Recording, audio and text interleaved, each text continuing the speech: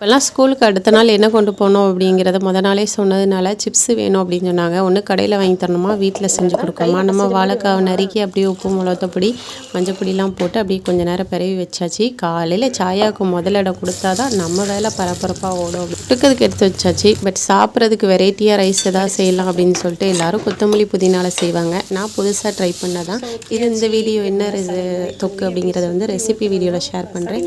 அதுக்கப்புறம் தொக்கெல்லாம் ரெடி பண்ணிவிட்டு காலையிலே சுட சுட நல்ல பொடியையும் நெய்யும் அதிகமாகவே வச்சு ஒரு பொடி தோசை பசங்களுக்கு டிஃபனாக ஊற்றி கொடுத்துட்டு தொக்கை போட்டு அப்படியே ஆறுன சாப்பாடில் போட்டு கிளறி என்னதெல்லாம் செஞ்சோமோ அதெல்லாம் டப்பாவில் எடுத்து கொட்டி வச்சு ரெடி பண்ணியாச்சு. பசங்களும் கிளம்பிட்டாங்க. சரி கீழே போய் அனுப்பிட்டு வரலான்னு பாய் சொன்னால் நம்ம பசங்க கிளம்புனதுக்கு பின்னாடியே ஃப்ரெண்டோட பசங்களும் வரிசையாக போனாங்க. எல்லாருக்குமே அங்கேயே நின்று கேட்டு பக்கத்தில் ஒரு பாயை போட்டுட்டு நானும் மேலே ஏறி வந்துட்டு என்னோடய வேலையை பார்க்க. வீடியோ பிடிச்சா லைக் பண்ணிக்கோங்க.